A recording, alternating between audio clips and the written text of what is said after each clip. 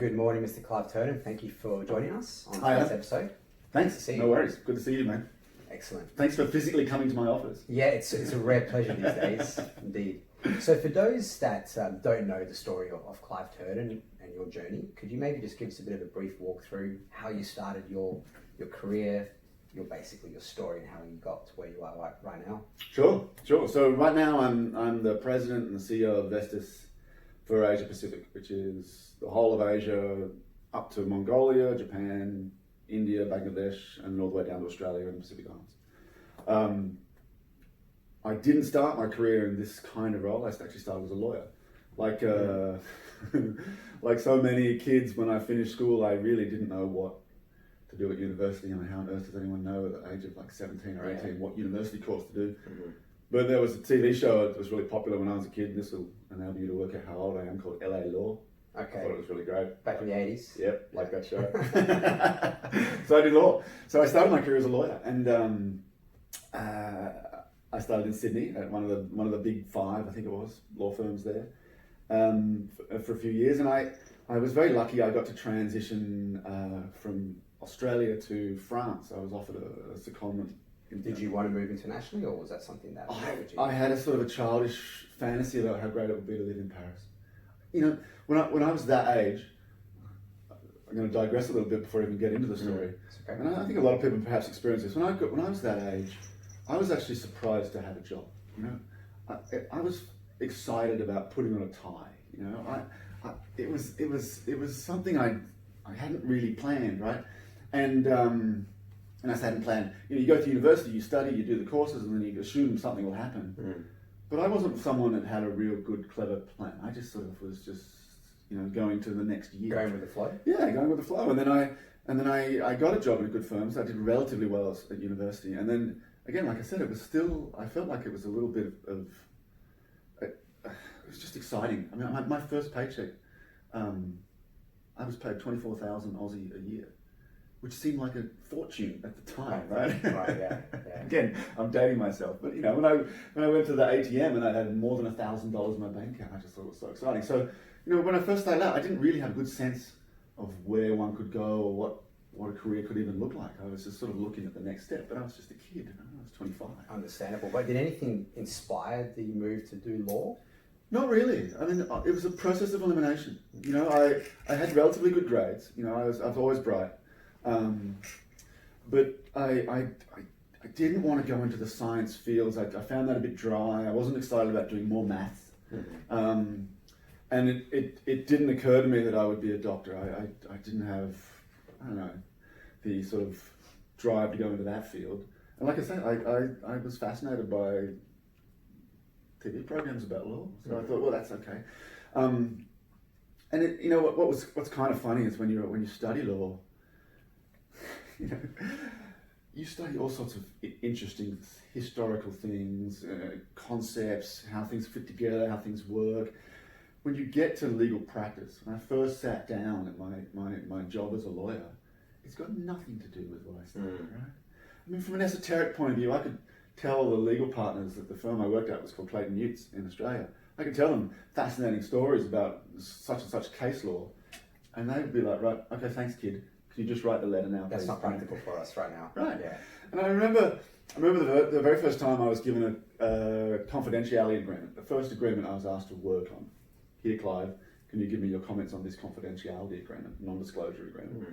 I remember getting that and looking at it and thinking, holy moly, I got a distinction in contracts. This is the first time I've ever seen a contract. I never saw it in law school.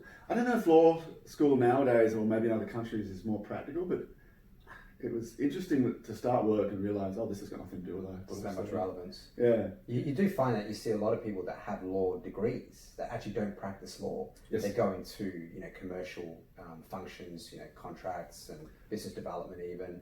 It's actually really nothing necessarily to do with their law degree. It's very interesting. Loads of folks, actually quite a lot of my colleagues in Vestas who are in sales roles or management roles, are ex-lawyers. Mm.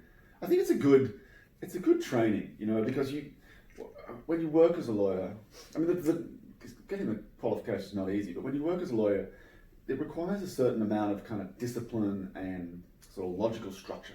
You know, if you have to write a contract, you have to imagine all the possible outcomes of what happens in this transaction that's taking place and find a way to write it down in a relatively concise way that will actually be useful to people. And that requires a logical, sensible, disciplined approach to language.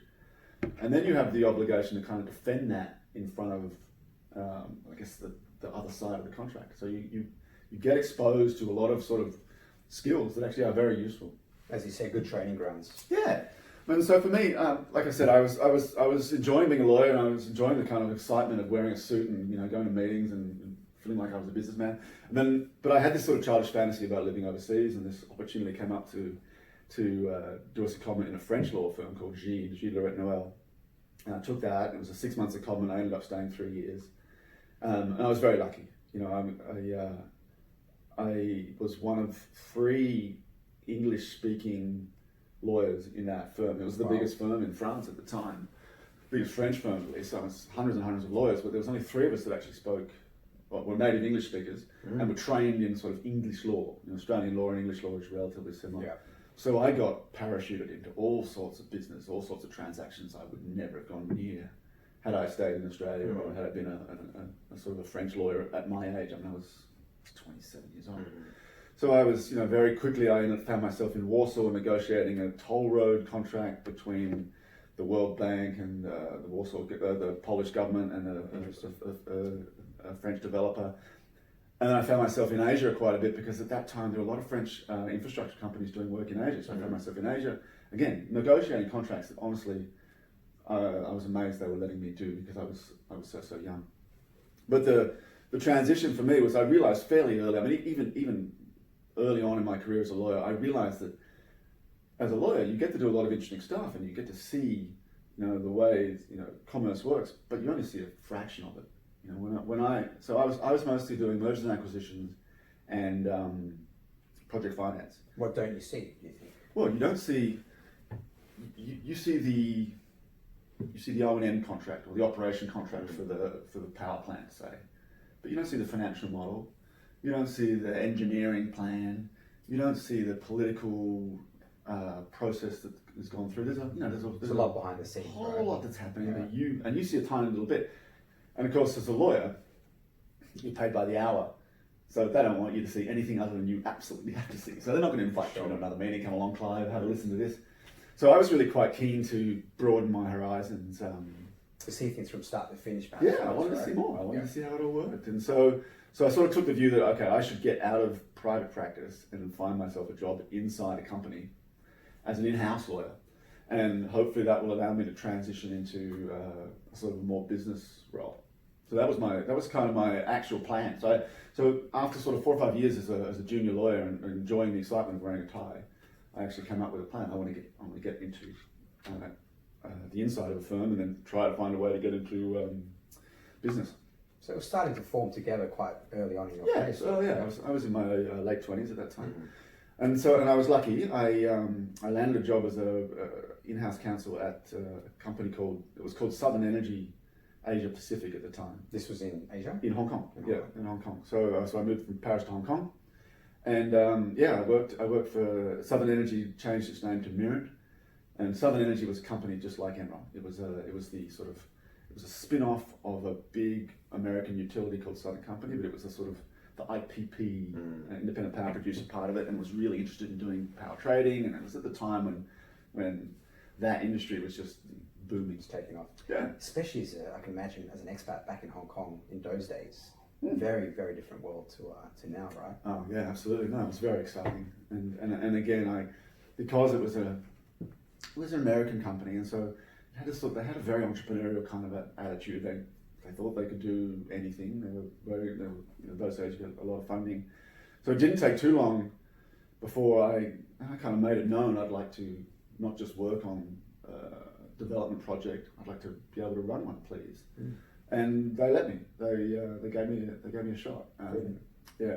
Which again, it was a good opportunity. But like I say, in a company like that at that time, and the market was very frothy. They were very keen to let people do whatever they would like. Very enterprising, very ambitious people like yourself. You've been rewarded, right? Yeah, exactly. And so I got to run a little project, which was an acquisition of a power plant in Japan, and I think there was a little bit of a turning point was there for me. So they allowed me to do it, right? So I get in and I'm running the team, right? So now I have a lawyer on my team, right?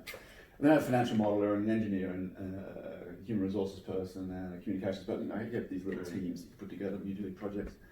And I know that the finance people sort of rolled their eyes whenever I came to talk to them because I didn't know any of the lingo. Finance is a lot about lingo. And I didn't know what IRR meant. I didn't understand what debt service coverage ratios are and all. I didn't know that stuff. But, it's lingo. But the sort of quasi turning point, if you like, which sort of cemented that the direction of my career away from law was, and this is a true story. I know it sounds a bit silly, but I had a presentation, right? So at the end of the sort of 3 or 4 weeks of due diligence and negotiation, I had to present the deal to the senior management. So I had a presentation, so I took the presentation deck that the last guy did, and I started changing all the names and prepared my presentation deck.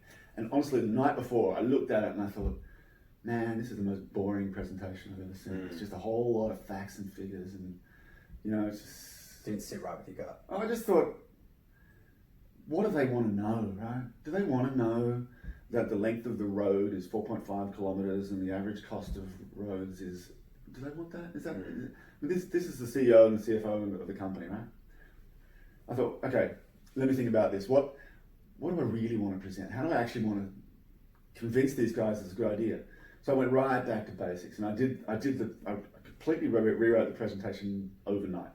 Honestly, again, it sounds like something in a movie, right? The guy sits down overnight and rewrite, and I genuinely did it. That defining moment. Yeah, it wasn't that long a presentation. It was only like 15 slides. But so I did it as a bunch of questions. So I had a question: why Japan? Why the energy industry in Japan? Why this asset? Why this price? So just those are the questions that the execs are obviously thinking as they come into the meeting. Why are we investing in this? Why are we going to Japan? So I just did it as a series of questions, presented it, and one of the guys on the other side of the table, one of the execs, he was the financial controller. He was the nastiest bugger in that company. He was a mean man. If he's listening, he knows who I'm talking about. Everyone was scared of him. He goes, look, before anyone comments, I have something I'd like to say. And he says, that's the best presentation I think I've ever seen in this company. Wow. And so I was like, oh yes. Validated. So that was quite a turning point. So I really took a risk, right? I didn't use the standard thing that everybody else used. I said, let me just rewrite the whole thing. Did you put yourself in their perspective to help you do that? Exactly. That was the whole point. Exactly. Yeah. I thought about what do they really want to know? What's my audience really want to know? They probably only want to know answers for a couple of questions, right? Like why we're going into this market, why are we doing what we do? What are the big risks in this market? Why would we do this? If I've got 5 choices, what are my choices here? How did that help your career? Well, that is the point that everyone said, okay, so he's not a lawyer anymore. So I became a commercial person at that point. There was no question of me going back to law. So then I got another deal, another deal, another deal. And then, again, like I said, this is quite a long story. Then we hit not financial crisis, Enron collapse. So Enron collapse happened. The energy industry turned itself upside down, and we went from a company that was really interested in acquisition and building to having to sell. So the company was in trouble in its home market, which was the US, so it started to sell its international assets. So I got put in charge of one asset sale and then another and another. I ended up doing most of the transactions for the company to sell the assets, and that enabled my transition from sort of an in-house sort of project director role to banking. So I jumped from Mirrant after I'd finished selling the assets to ING Barriers, heading up the utilities and energy group for the bank. Was that disappointing to move from a role that you just started to get comfortable into to now banking? It was 3 years, right? And things seemed to happen pretty fast in those days. So I'd been in that sort of commercial role for about a year and a bit. And then, if you ask me to summarize my career, it's these kind of transitions like this, right? Going from law into a commercial role. I sort of wanted that to happen. I had no expectation that I would go from a commercial role to a bank, to run a division of a bank.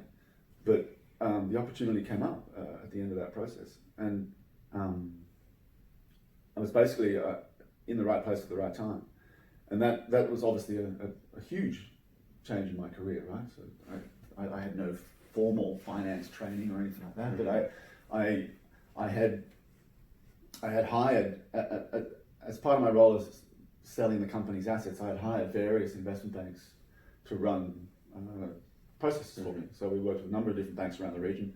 We worked with ING Bearings on the sale of a big Chinese deal, so I got to know the team very, very well. And it turned out the guy that was running the energy division was leaving, and they just said, "This is something of interest to you." At that time, did you have any exposure to energy? Well, I mean, only in that I was working inside an energy company, so yes, but not in the way that bankers do. You know, it was a very interesting transition going from industry to finance or banking, because you know, in industry, or at least in the role I was in, I had projects that I would run. So I'd be the head of a project team. I'd have all the various disciplines represented on my team, and I would run a project. I'd run one project, and when it was done, I'd move on to the next one. So I could know every single thing about that project. I could know every cell of the model. I could know every little nut and bolt. Transition to banking, and so I went straight into a role where I was running the whole team. I had 20 deals. So I had to work out how you run 20 deals. You can't do it. It's a totally different approach. Completely. And that's kind of a thing one has to learn as one sort of gets more and more managerial, is how do you deal with running a business when you can't, it's impossible for you to know everything, right? You haven't got time. And so you have to learn the skill, and I had to I had to quickly learn the skill of what to ask. What are the key things, right? What are the top 5 things I need to know about this deal? What's going to come up? And have the sort of experience and the brains to sort of be able to pick out what those are, make sure I know those things, and that's going to have to be enough. And that was the transition I made. But it was a very interesting transition moving into banking, because again, like I said, I had no finance training. I suddenly had a team of people who knew way more about finance than me. And again, so many conversations with people rolling their eyes, and you just had to kind of swallow the ego at times, don't you? Well, yeah, you have to suck it up, but also you have to be not afraid to ask the questions. You know, and I having that sense of humility. Yes, absolutely. Yeah. When someone says, you know, on this project we're very concerned about the DSCR. If you don't know what that is, you have to say, sorry, you tell me what that is. And you have to accept, okay, maybe there's some people in the room that roll their eyes. But it wasn't very long, and I've done this in every role I've had, it wasn't very long before I started asking questions where everyone on the team looks at each other like, oh, I hadn't thought of that. You know?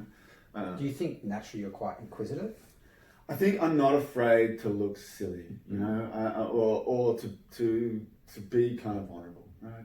And I think that's, you know, as I get further on my career and in more sort of leadership roles, like including this one, I think I've been able to, I mean, partly consciously, deliberately be prepared to look silly or be vulnerable. Be prepared to ask the question that might actually be a stupid question.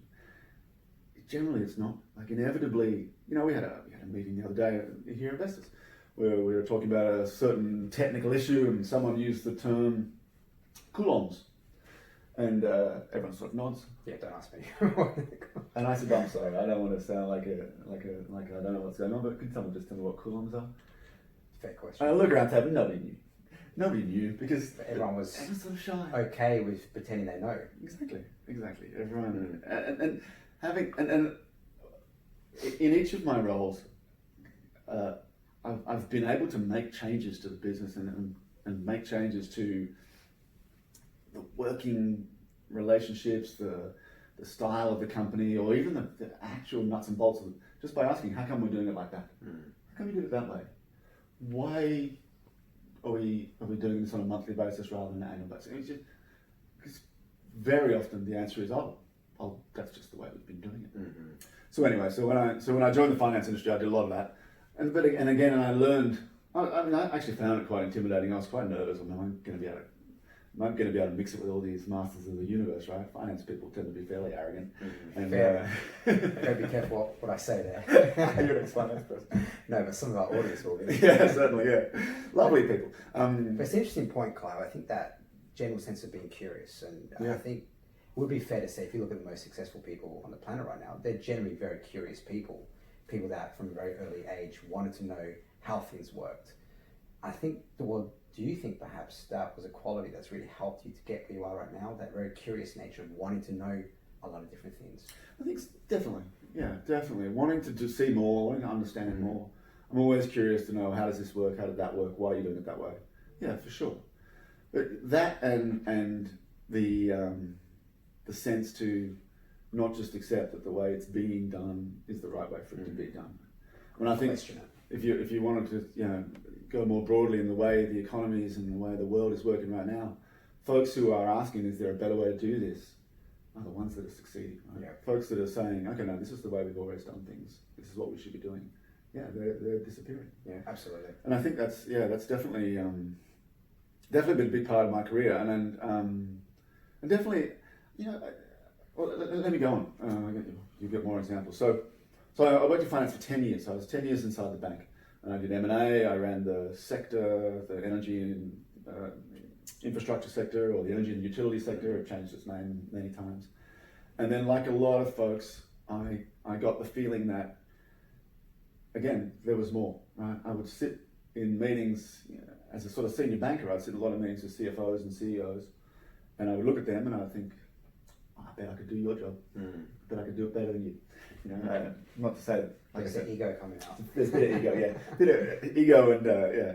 But that's 10 years. I mean, obviously now we look at the context of how long people stay in roles. It's 3 to 5, maybe maximum 7 years.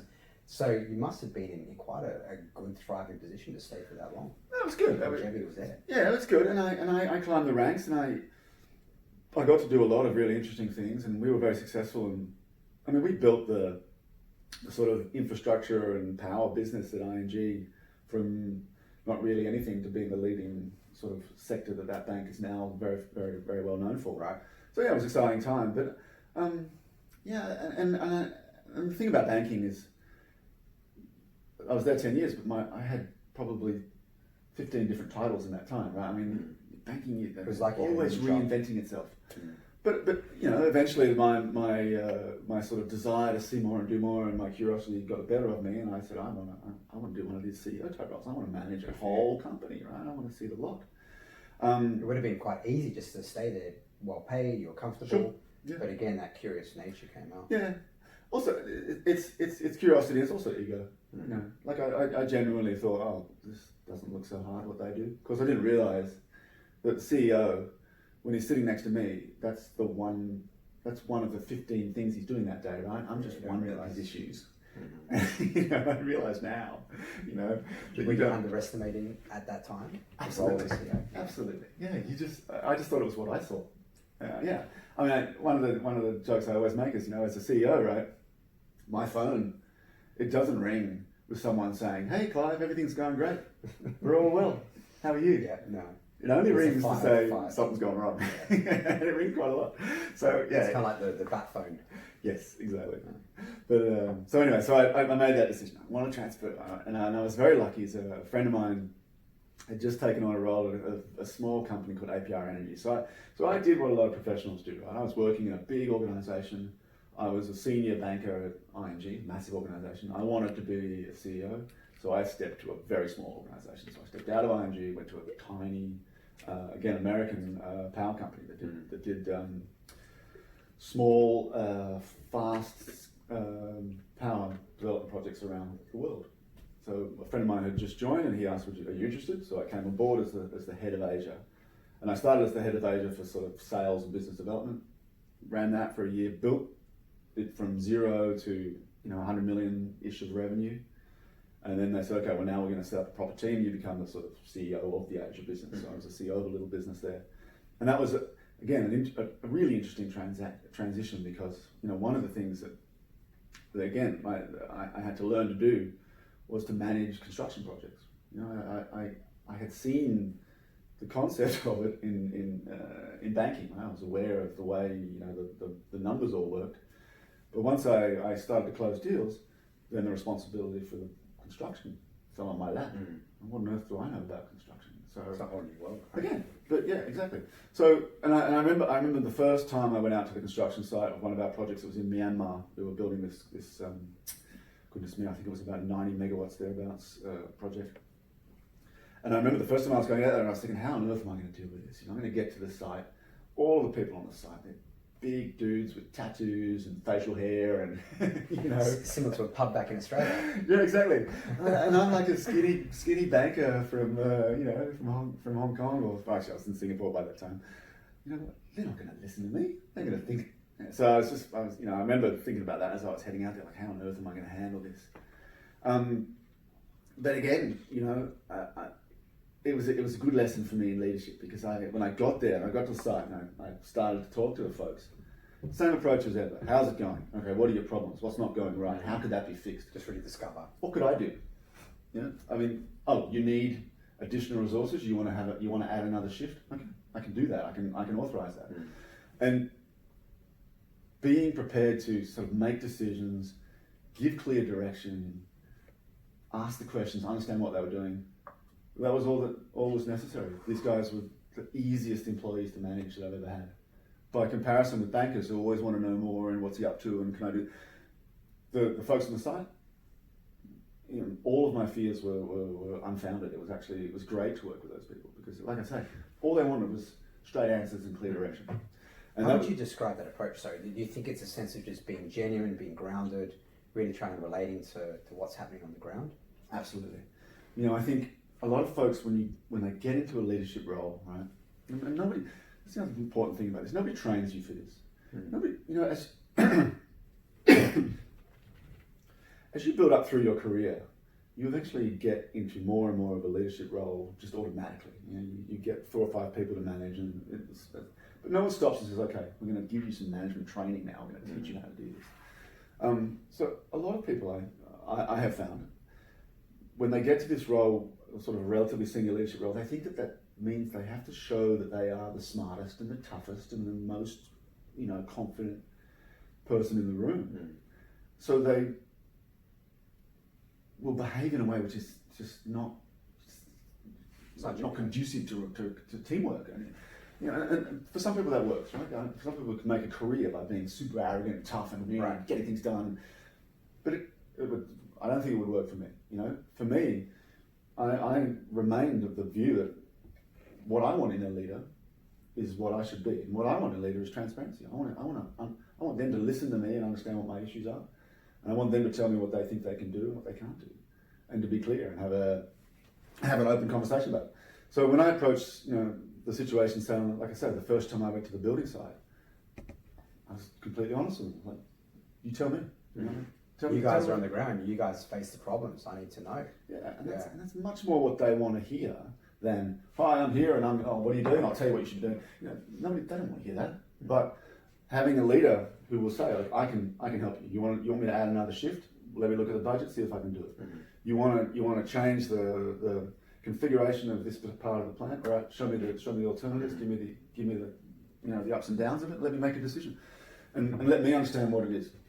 Of course, as I learn, I can actually contribute a lot more. But, you know, just being able to be prepared to do that. Be prepared to be vulnerable, I think, as well. Exactly. Right? Yeah. Exactly. Do you think there was something in your personal life, perhaps in your upbringing, or was there a mentor in your life that you look back at and think, or look back on and think, you know, that person or that moment in my life influenced a lot about how I lead people now, and how I perceive myself in leadership? It's an interesting question. You know, there's been a few moments, there've been a few people that have been influential in sort of the way I approach things, but on that specific topic, I'm scratching my head to think of who I'd seen do that. I think it's, you know, honestly, I think it's more, and I'm sure a lot of people relate to this, I think it's more that I've seen a lot of people do it badly. You know, everybody knows what bad leadership looks like. Everyone's had that in their lives. Certainly. And I think everybody thinks, okay, when I get to a position of power, I'm not going to be that person. I'm not going to be that arrogant person that's not listening or that's showing off. Many people fail, but I, you know, I was conscious of that. And I always think of it in terms of, what do I want to see? What would I like my leaders to do? You know, that's the way I think of it. But I mean, but there's one interesting kind of story, if you allow me. Of a leader I had back when I was in the American Power Company. There was a guy, his name's Brian. He was a guy from Alabama, big, like tall, loud, confident American. Very nice guy, good fun, great to have a beer with, but also this real confident presence. Air of confidence. Yeah, which I found really annoying when I first met him. Australia have a natural kind of distrust for that sort of personality. He ended up being my boss when I was doing a lot of the M&A work. And there was a very important moment, I think, in my kind of understanding of the way leadership works and the way the world works, was we were trying to sell a power plant.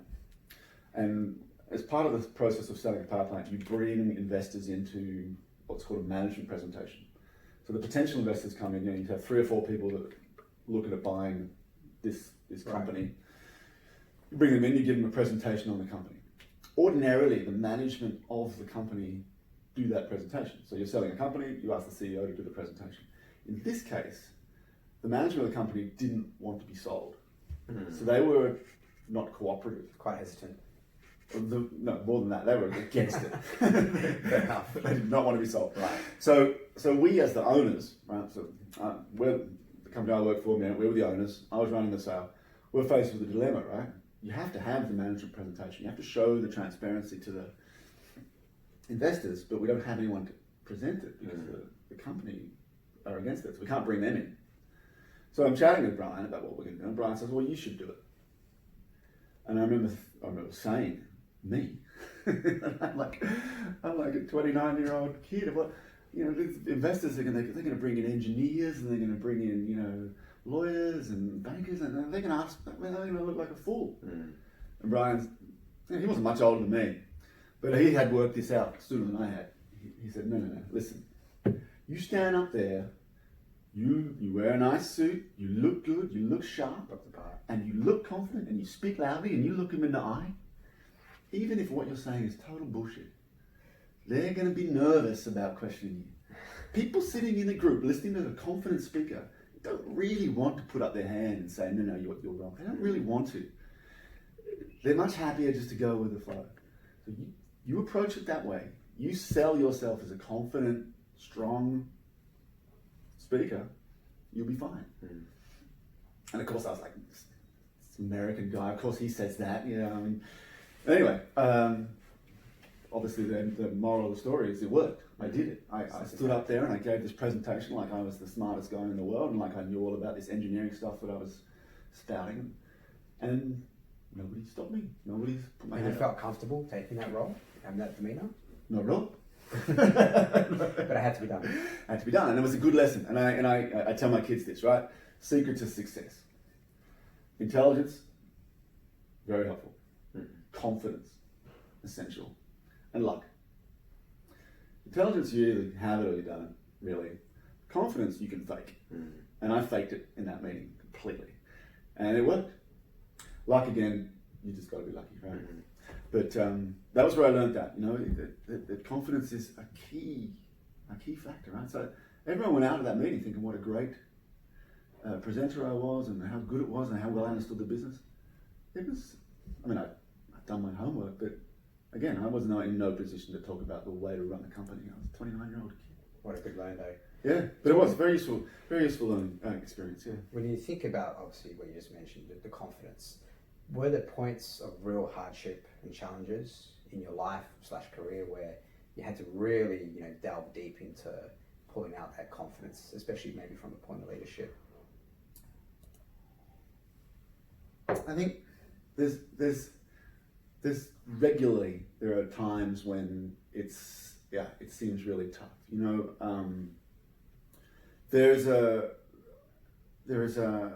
A leader once said to me, actually when I was banking, the CEO of the bank said to me, I think I was a lot, again, like I say, a lot younger in those days. I think I was lamenting. I was saying to him, I've done this and I've done that, but no one seems to recognise. I'm not getting enough love. That's what I was saying to the CEO. God knows why I was saying that, but I was young, and I remember him saying, "Well, then you're not a leader.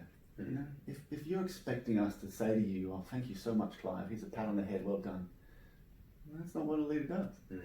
And that's something that I have to remind myself. Like the higher up the chain you get, you don't get thank you so much. Validation. You don't get that. Yeah. You screw up, you get told. but you expect of leaders, and I expected of the senior leaders in my team, that they are doing their job well because that's who they are and that's what they want to do. Mm-hmm. And it's not because they're going to get praise and, gosh, you did such a good job in that meeting, Clive, well done. And I think, so there are regularly times when I will have to present something that hasn't gone well, or I'll have to deal with a situation where things haven't turned out. We had a fatality a couple of years ago. One of our staff it was tragic. I mean, I didn't enjoy at all having to talk to the family, talk to the other staff members, deal with the authorities. And that's something I'm sure you're not prepared for. You don't really get necessarily a lot of coaching on how to do that. No one prepares you for that. But I can't go into those meetings, any kind of meeting where I am in a situation where I'm not doing something that is going well. You know, if I'm standing up in front of my sales figures and talking about how much we've grown as a company, easy to be confident. If I'm standing up and explaining why somebody died, much more difficult. But if you stand up in those situations and you look weak and you look uncertain, I mean, you're not going to survive. Mm-hmm. I mean, so and I think any CEO will tell you that's a regular occurrence. Things don't always go well.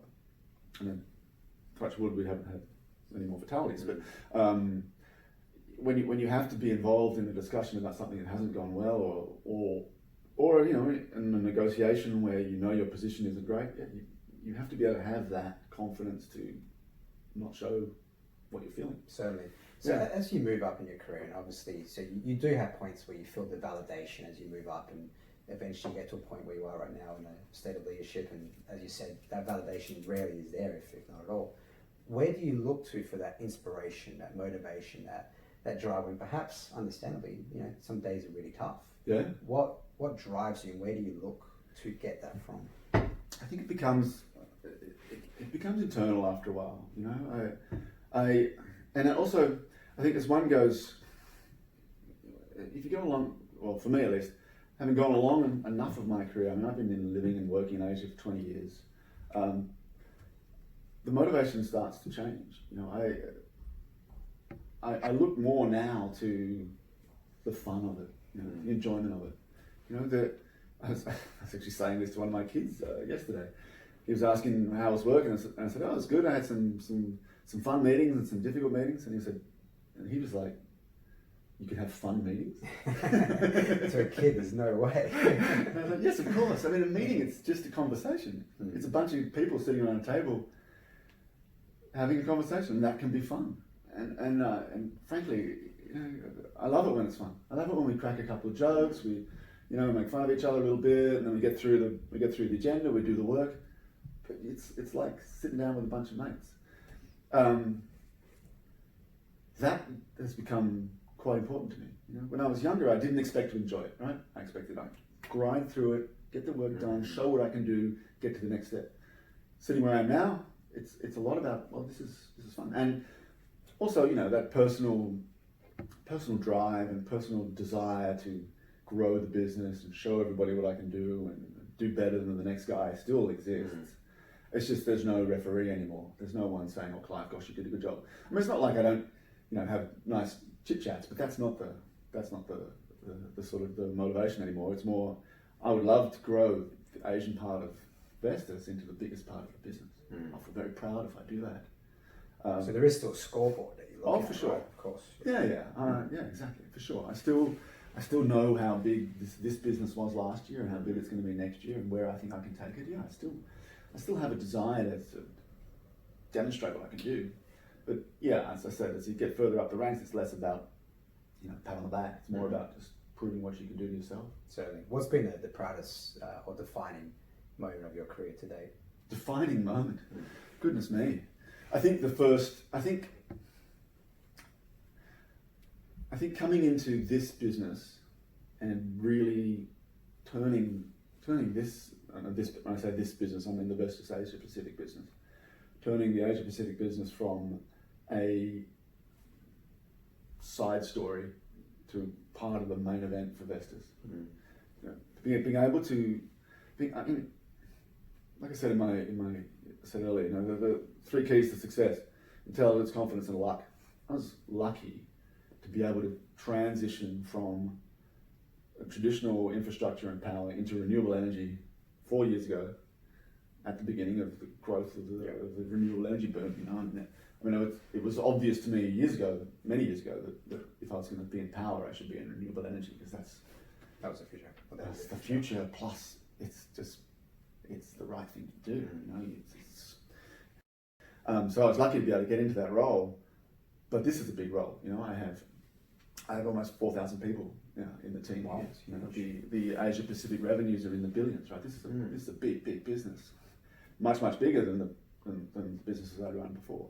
But being able to step into it, revamp the team, and then build the business. I mean, we've more than tripled in size in the last 3 years in this business.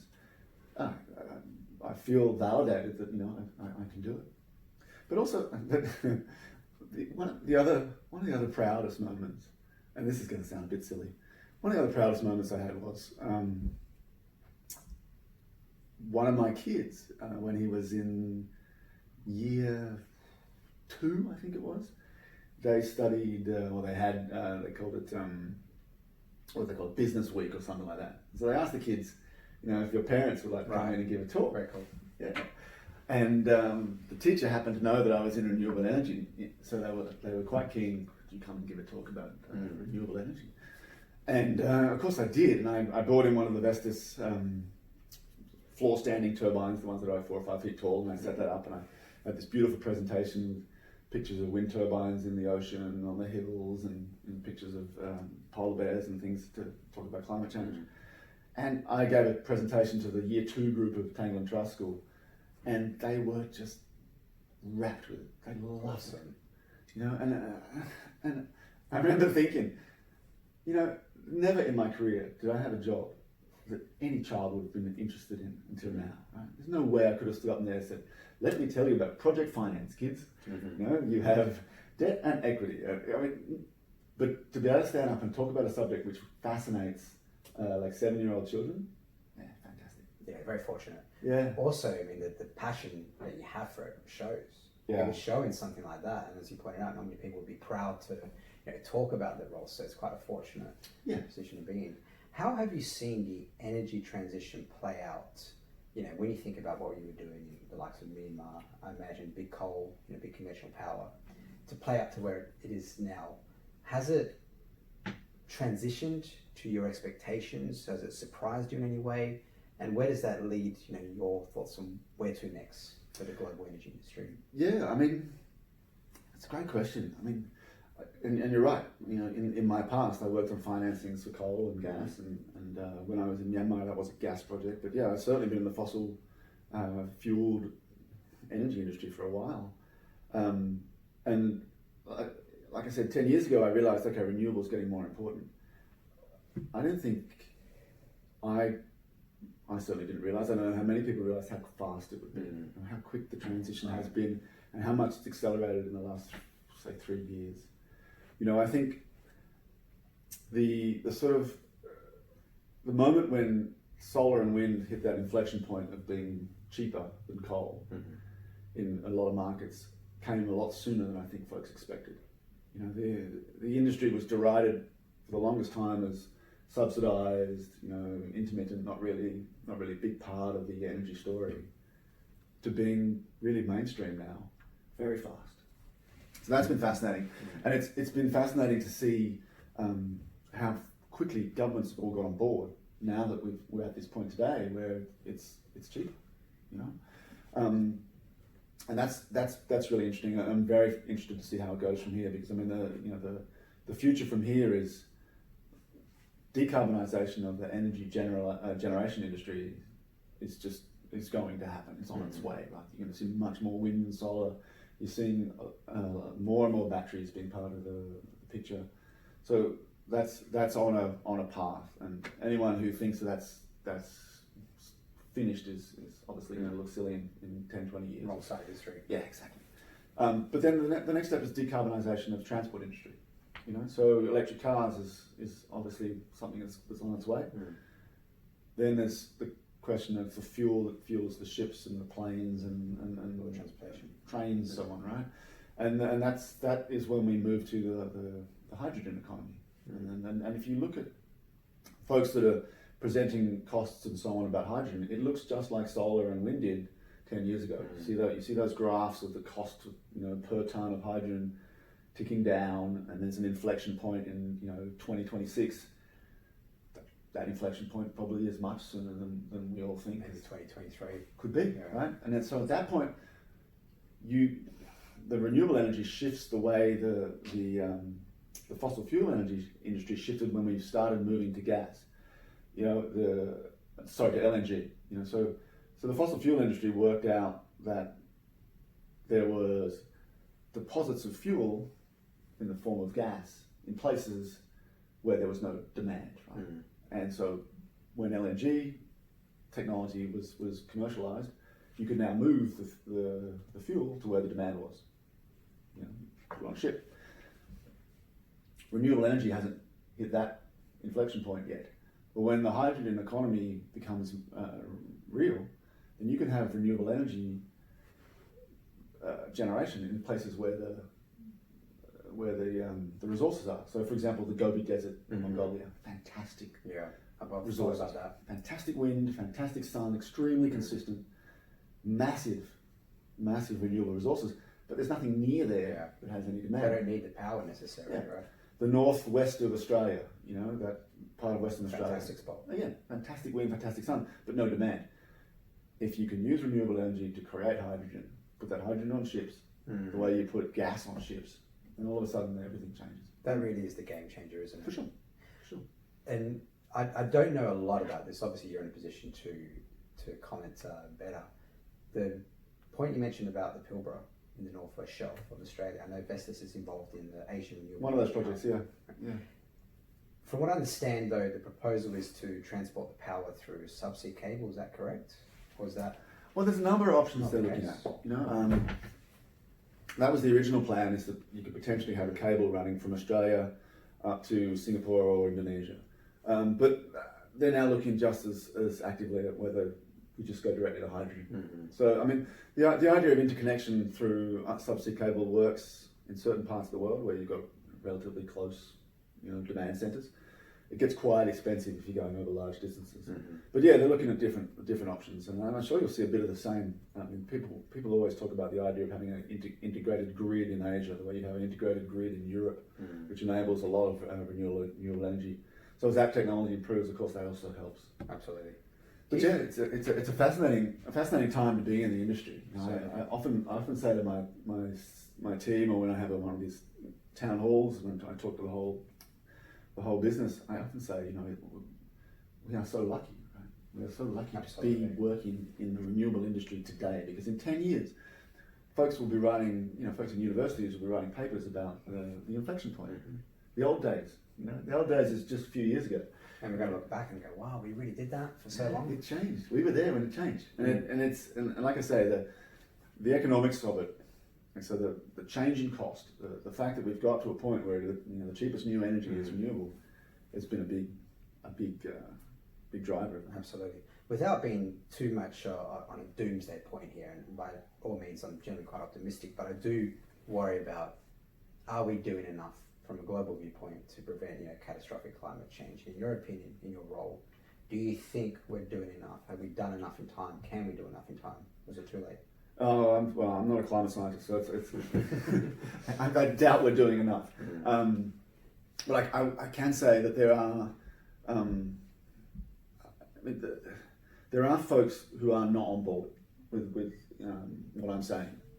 There are enough folks in senior positions in governments around the world that aren't on board with that, and I do worry that has an impact. One of the roles I have, obviously, is I talk to governments all around Asia all the time, and I'm fascinated by the number of folks that I will speak to who will say, "Oh, but wind energy, it's 3 times the price of coal, isn't it?"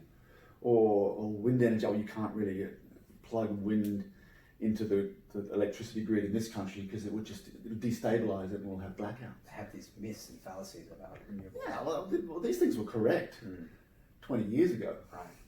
But there are still you'd be surprised at the number of folks that still hold these views.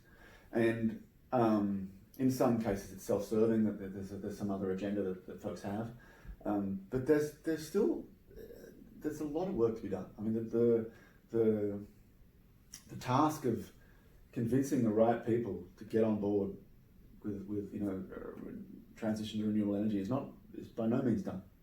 You know, there's still plenty of policymakers that are not moving in that direction, and that is worrying, right? Because it's like I say, it's very obvious that when you look back in 10, 20 years that we will have transitioned to a green energy economy, right? It's cheaper, it's clean, Makes sense. it just makes sense, right? But the time it takes us to get there is going to depend upon how fast we can sort of convince folks or get people to understand what the realities are, and it's not as it's not as rosy as you might think. Yeah, I can imagine. But in your position, do you feel a sense of responsibility to kind of accelerate that education piece to these people in power? Yeah, I try very hard. You know, one of the strangest arguments that I have quite often with governments around the Southeast Asian region is I will hear people in senior positions saying things like, well, we want to get the benefit of the resources of this country, and we have great oil reserves or we have great coal reserves, so we want to get the benefit of our resources. And I will say, yes, but the sun and the wind are also your resources. You know, it's not something illusory that's out there. It's a resource of your country. It's in your country, and it's remarkable how difficult it is sometimes to get these ways of thinking across. But I certainly see it as part of my role to try to educate people, not just because I work for Vestas, because it's correct. If I'm lucky enough that I can sit down with someone who actually has influence on the energy policies of countries, and I get to tell them what I know about the way the world is changing and the opportunity they have, I would take that up. I would take that opportunity. Great to hear that. Yeah, but like I say, it's certainly challenging. Yeah, well, it is surprising, and I actually relate back to my career. Right? It is surprising how difficult it is to get people to change their behaviour. People don't necessarily. You come along with a different approach or a different idea or something that makes perfect sense, but requires someone to change their attitude. They don't necessarily change. They're naturally very resistant to change. Yeah. It's a fundamental flaw of us. Exactly. It surprises me very much. You know, in a lot of my roles where I've come into a job or into a team and I've said, I want to change the way we look at this. I want to change. I shouldn't be. I'm silly to still be surprised, but I'm continuously surprised at how difficult it is to do that. Like it's so natural for people just to go with what they know. And yeah, so it's a well, I want to say a battle. It's a job that we need to get done. But like I said, I at least the one thing that makes me confident is I know we're going in the right direction. I cannot imagine a scenario where we suddenly stop and go the other way and people start protesting in favour of coal. I don't see that. You don't see any roadblocks, any challenges, or anything that could decelerate the energy transition? Only what I've described. Only the surprising number of folks who don't seem to be on board. But no, I don't see a technical or practical issue. The opportunity is just fantastic. imagine if you could have free energy with zero pollution. Yeah, okay. Yes, you'd do that. It's not a difficult intellectual exercise, right? But I think the point you made earlier about how you were able to relate, going back to your story about the presentation, what do these people need to hear? And I think that plays a lot into what you're doing. What does the leader of this country that's been using coal and doesn't think anything about renewables need to know and to hear? If you're in a position where you can really relate to them on the ground and influence that thinking, that's powerful. No, you're right. And yeah, take it to its logical conclusion. What does a politician need to hear? He needs to hear it's going to win me votes, doesn't he? He needs to hear that this is actually what is going to sustain his career. So, and I guess that's the other area. It's not just conversations with policymakers that's important. It's the broader conversation with everybody. The more people understand it, the more politicians are going to get on board. 100%. And that's also something we try very hard to do, is to sort of bring the message. Talking about the energy transition, and we'll wrap this up because it's certainly taken a lot of your time, Clive. We're aware of that. That's right. If you think about how many people now want to work in renewable energy. And I think from my perspective, I can certainly say that the daily messages and the various inbound requests from people from all different industries saying, I want to work in renewables, how do I do it? And it's a challenging thing. What do you think are some of the qualities, or maybe from an attitude, characteristics point of view, people should be exhibiting to make this transition into renewables? Now that you know what works, you made the transition yourself, what should they be aware of to help bridge this gap? I mean, I think you're right. I think more and more people have woken up that, I'd like to have a career in renewables. I'm fascinated. Every time I meet the sort of new intake of graduates, we do this sort of meet the boss day, and I'll meet all the new graduates. The passion that people have about being part of a sustainable business is fantastic. It's very especially impressive. from millennials and Gen Z. People really care. I remember sitting quite recently sitting with a group of new grads who just started working at Vestas, and I said, all right, let's just go around. You talk about why you're here and why you wanted to come here. Every one of them had great things to say about how they want to be part of the future and sustainability. And I remember at the end, I said, "Is anyone here for a salary? Anyone? It's good, so I can pay you nothing. Anyone want to get paid?" But anyway, they were perhaps telling me what I wanted to hear. Yeah. But I think it's like anything else. It's openness to revisit the way you work, revisit the way you see the world, revisit what your skills are and what you have to offer. I mean, there's certainly going to be a broadening number of jobs in the renewable industry as we go, right? I mean, there's more and more need for labour, and I'm sure I read somewhere recently that the fastest growing role in the US is wind turbine technician. These jobs are.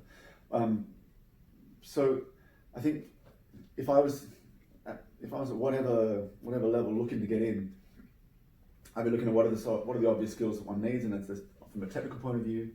It's very easy to get training or get what you need to know about how to be on the technical side, and then from on the rest of the spectrum, it's just a matter of being the right person and being able to adapt and get ready. I don't think that the skills I have that enable me to be successful in the finance industry are any different to the skills that make me successful in the renewable energy industry. I understand business. I understand what it takes to change and how to grow a business, and I can do that. If you've got those skills, you're going to be useful in this industry. There's no personality type or anything unique really. It's actually quite surprising. It's not even a young industry. It's been around long enough that there are folks that have had 20-year, 30-year careers in. It just hasn't been talked about so adamantly as it is now. Yeah, sometimes. Yeah, and like I said, the roles will continue to grow. But I would encourage folks to try to become part of the story. I think, like I say, it's an exciting place to be right now, because we are seeing history change, in the energy industry, and it's really exciting to be part of it. Well, it's great to hear that. Very encouraging. Just finally, Clive, what's your grand vision? What's driving you, and what do you want to build when all this is said and done? What do I want to build? I just want to have a break. Well, you get to get on a plane and have a holiday. Get on a plane and have an hour without the phone ringing. No. I mean, the way I look at the remainder of my career and the future. I mean, I'm closer to retirement than starting. I'm in the back end of my career now. I'd love to see the Asia Pacific business of Vestas. I'd love to see that become the biggest business within Vestas. I think it's very likely that the Asian energy industry just becomes the biggest part of the world's energy industry anyway. I believe so. I mean, you look at some of the stats that come out of the World Bank and places like that. 60% of the world's energy growth is going to be in Asia in the next 10 years. I would love to ride that wave, build this into a bigger and bigger business. But also, I hope I can keep on doing something that I'm proud of and my kids are proud of. It's really nice to be able to talk about wind turbines and, like I mentioned before, presenting to the kids' class, like being able to do that and show the kids that you can have a job that you enjoy and is fun, meaningful, and you can be proud of. is nice. You know? Absolutely. If I can achieve that, that's enough. That'll do. Great to hear. Very glad. Clive, it's been an absolute pleasure talking to today, and all the best with helping Vestas in Asia Pacific be the main event. I've got no doubt that you'll make that happen. Great. Thanks, Adam. It's been fun. Excellent. Okay, take care for now. All the best.